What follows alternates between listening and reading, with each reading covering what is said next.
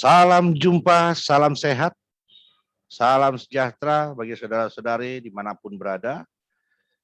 Kembali kita berjumpa dalam program Telah Alkitab di ruang digital yang dipersembahkan oleh GPIB Jemaat Mahkota Hayat Pamekasan dan Jemaat Pancaran Kasih Kalianget, Pulau Madura, Jawa Timur di hari Selasa tanggal 3 Agustus 2021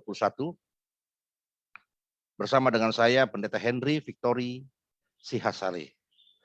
Satu program yang kiranya dapat menambah atau melengkapi pengetahuan kita tentang Alkitab yang menjadi kitab suci kita. Baik, saudara-saudara, kita akan mulai informasi atau pengetahuan yang disiapkan untuk kita semua pada seri ini itu terkait dengan Alkitab sebagai kitab perjanjian. Alkitab adalah kitab perjanjian karena di dalamnya itu terdapat perjanjian penciptaan, perjanjian dengan Nuh, perjanjian dengan Abraham, perjanjian Sinai, perjanjian antara Allah dengan Musa dan Israel, perjanjian dengan Daud, dan perjanjian baru. Jadi, saudara-saudari, Allah disaksikan oleh kitab suci dalam karyanya di tengah-tengah ciptaannya, dalam karyanya atas ciptaannya. Dia mengikat dirinya dengan perjanjian. Itu sebabnya dalam Alkitab kita disebut ada dibagi dua, yaitu perjanjian lama dan perjanjian baru. Dan perjanjian baru di sini, sebagaimana yang menjadi perjanjian terakhir atau perjanjian ke-6, itu dalam keyakinan kekristenan digenapi oleh Yesus Kristus yang datang ke dunia dan melayani sampai mati, bangkit, dan dia naik ke sorga.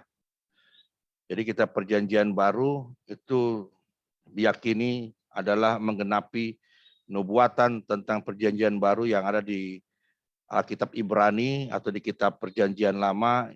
Di sini salah satunya nasnya di Yeremia 31 ayat 31 sampai 34. Jadi Alkitab memiliki 6 perjanjian antara Allah dengan manusia, dengan ciptaannya, dengan umatnya. Pada sesi ini kita akan bicara tentang perjanjian Nuh, tertulis dalam Kejadian 9, yang dilatar belakangi oleh air bah sebagai murka Allah atas kejahatan manusia. Dan murka Allah ini tidak hanya jatuh kepada manusia, tapi juga jatuh kepada hewan-hewan.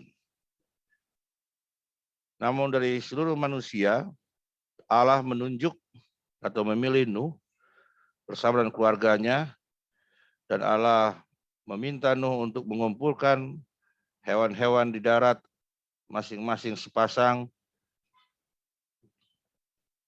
dan hewan-hewan di udara masing-masing sepasang untuk bersama dengan Nuh dan keluarganya berlindung di bahtera yang sudah dibuat.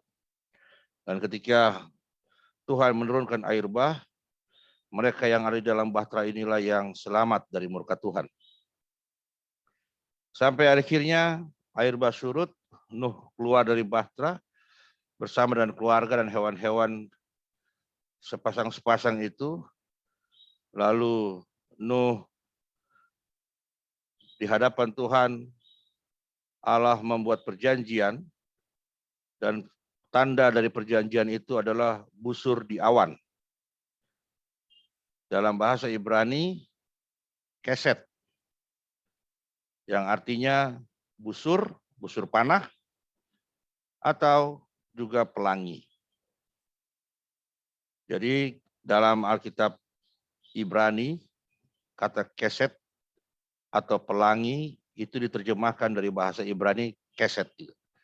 Jadi busur untuk panah berperang keset, pelangi juga keset.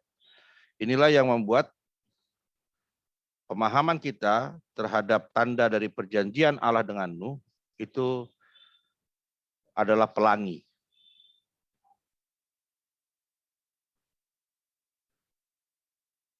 Perjanjian Nuh itu adalah perjanjian antara Allah dengan Nuh dan hewan-hewan yang selamat. Isinya, Tuhan tidak akan menurunkan air bah lagi untuk memusnahkan makhluk di bumi. Saudara-saudari, dalam bagian perjanjian lama, dalam bagian Alkitab perjanjian lama, ada ungkapan bahwa Allah menggantungkan busur setelah ia murka, setelah ia menghukum.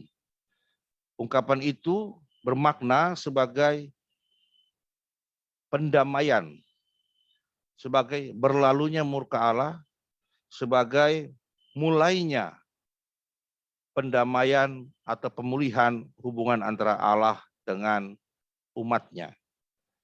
Oleh karena itu, dengan tanda busur di awan, itu sebenarnya dimaknai sebagai dimulainya pendamaian antara Allah dengan umatnya dan berakhirnya murka Allah atau hukuman Allah kepada umatnya.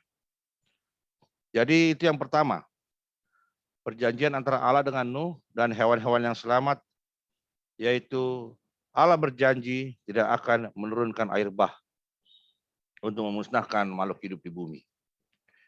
Yang kedua, Allah memerintahkan Nuh dan keluarganya untuk beranak cucu dan memenuhi bumi. Ini menegaskan kembali perjanjian pertama antara Allah dengan manusia dalam kisah penciptaan di Kejadian 1. Segala hewan di darat dan air diserahkan kepada tangan manusia. Demikian juga isi perjanjian yang ketiga ini juga menegaskan kembali apa yang sudah Allah ikat dengan manusia dalam kisah penciptaan. Manusia boleh memakan daging hewan, kecuali daging yang masih ada darahnya atau nyawanya. Nah, inilah pembaharuan perjanjian. Sebagaimana yang ada dalam kisah penciptaan di Kejadian 1, manusia hanya diizinkan untuk memakan buah-buah. Tapi dalam perjanjian dengan Nuh, di Kejadian 9, Allah mengizinkan manusia untuk memakan daging hewan. Kecuali daging yang masih ada darahnya. Ya, darah dalam tradisi Ibrani itu menunjukkan nyawa. Jadi darah itu berarti nyawa. Sama seperti ketika Kain membunuh Habel, lalu darahnya berteriak kepada Tuhan. Darah itu diyakini oleh orang Yahudi sebagai nyawa. Jadi manusia boleh memakan daging hewan tapi tidak boleh bercampur dengan darah. Karena dengan bercampur dengan darah itu dianggap bahwa hewan itu masih bernyawa. Kalau masih ada darahnya. Siapapun yang menumpahkan darah manusia, baik oleh manusia atau oleh hewan, akan dituntut balas oleh Allah. Nah, ini yang kelima, memang satu keistimewaan pada manusia di antara ciptaan Tuhan yang lain. Jadi manusia boleh memakan daging-daging hewan, tapi kalau sampai hewan memakan manusia, maka Allah akan menuntut balas kepada hewan itu. Demikian juga bagi sesama manusia, Allah akan menuntut balas. Ya, ketika ada sesama manusia yang saling membunuh atau menyayat nyawa, maka Allah akan menuntut balas kepada mereka yang melakukan itu.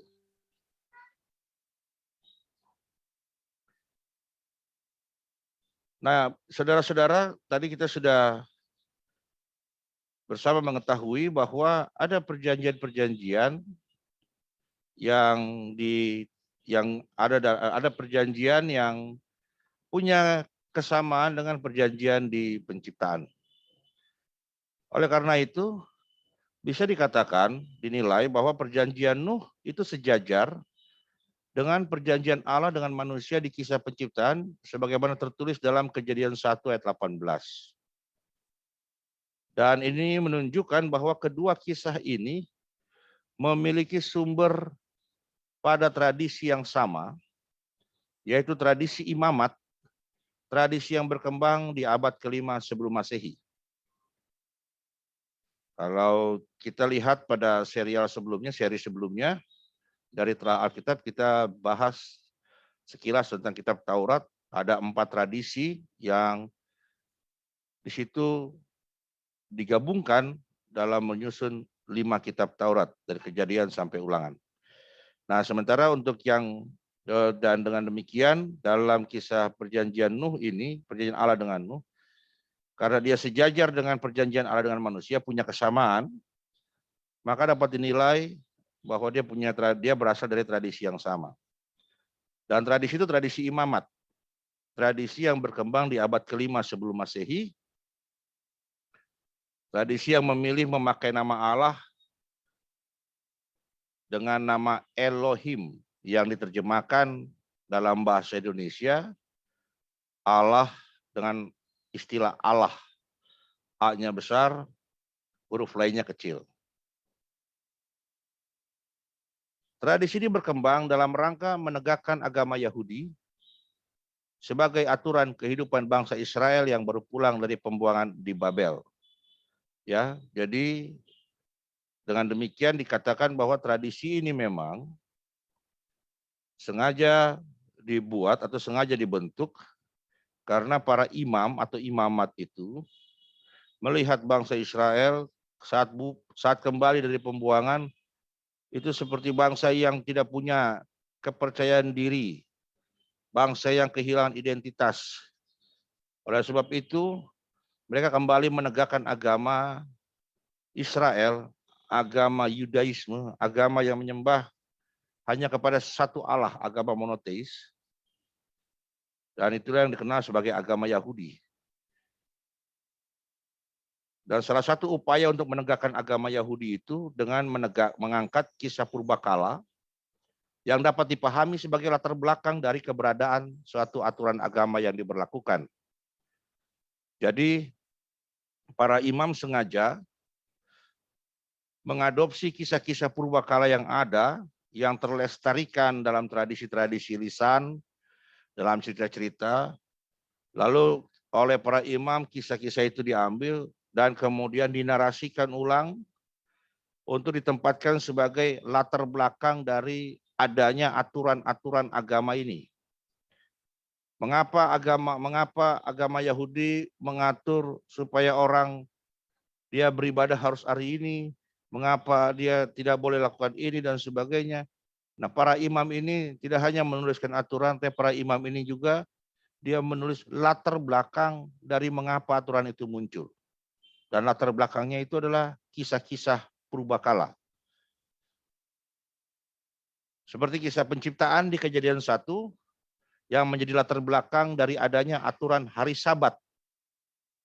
Kejadian 1 hari ke-7 hari penghentian, dan dari situlah ditarik oleh para imam untuk mengatakan kepada orang Yahudi atau orang Israel bahwa mengapa mereka harus menguduskan hari Sabat, karena hari ke-7 adalah hari perhentian dan hari yang diberkati oleh Allah. Dan di kisah Nuh juga ditulis, sengaja dinarasikan untuk menjadi latar belakang dari adanya aturan makanan halal dan haram. Jadi makanan daging yang masih ada darahnya itu dianggap najis, dianggap haram. Dan aturan ini ditetapkan dan orang Yahudi bisa melihat bahwa aturan ini ada karena dilatar belakangi oleh peristiwa yang terjadi di masa lalu.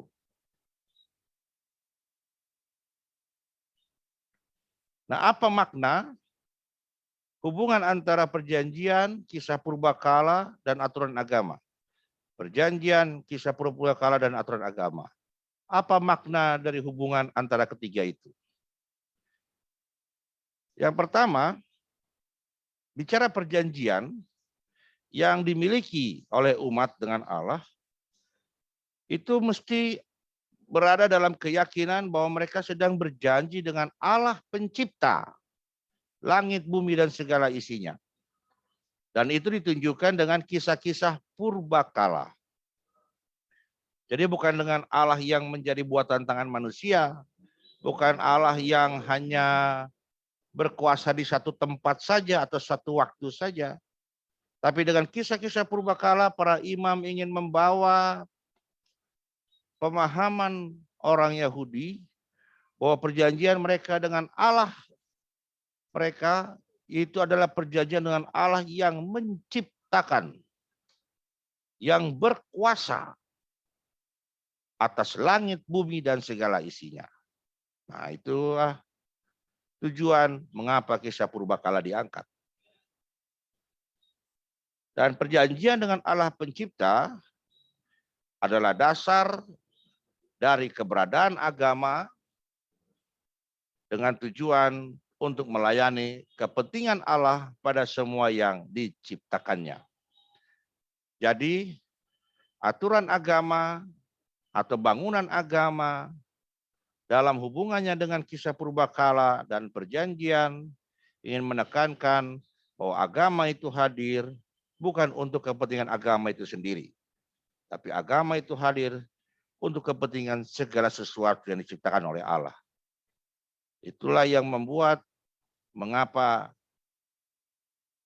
narasi atau cerita tentang purbakala dan yang memuat perjanjian antara Allah tidak hanya dengan manusia, tapi juga dengan hewan, dengan tumbuhan, dengan tanah, dengan air, itu dimunculkan agar keyakinan kepada Allah yang memiliki perjanjian semacam itu membuat mereka yang meyakini atau beriman kepada Allah pencipta dan Allah perjanjian membawa dirinya melayani kepentingan Allah bukan hanya bagi agamanya, tapi juga bagi seluruh dunia yang menjadi ciptaan Allah.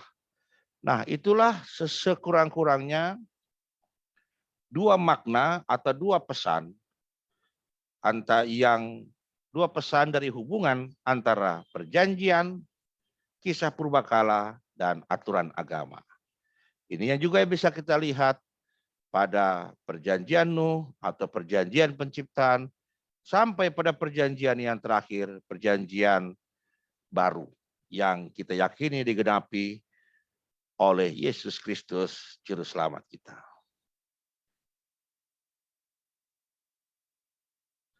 Sekian dan terima kasih saudara-saudari atas perhatiannya. Sampai kita jumpa lagi di serial berikutnya telah Alkitab. Tuhan menolong kita dengan hikmat-Nya agar senantiasa bertekun pada pengajaran kitab suci dan komit setia melakukan kehendak dalam kehidupan setiap hari. Salam sehat, salam sejahtera, Tuhan memberkati.